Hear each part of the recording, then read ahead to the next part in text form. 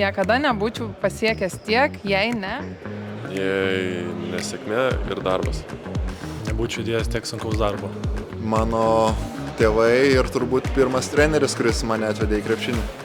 Didžiausia klaida, kuri mane kažko išmokė. Žmonių kritika, kur aš priėmiau labai asmeniškai, po to supratau, kad tai padariau ir buvo klaida. Neatiduoti viso savęs, kai kažką darai. Išmokė jų nekartoti. Po 5 metų norėčiau. Gyventi taip pat. Vis dar žaisti krepšinį. Turėti daug pinigų ir gyventi šiltoj kokiai nors šalyje su namu.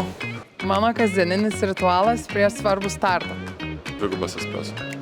Kavos puodelis. Visada išgeriu apelsinų sulčių. Norėčiau būti prisimenamas kaip. Geras komandos draugas ir geras žmogus. Visų pirma, kaip geras žmogus, o tada gal kaip krepšininkas. Sportininkas, geras vyras ir geras žmogus. Labiausiai žmonėse vertinu. Asmenybė. Žmogiškumą. Nuoširdumą.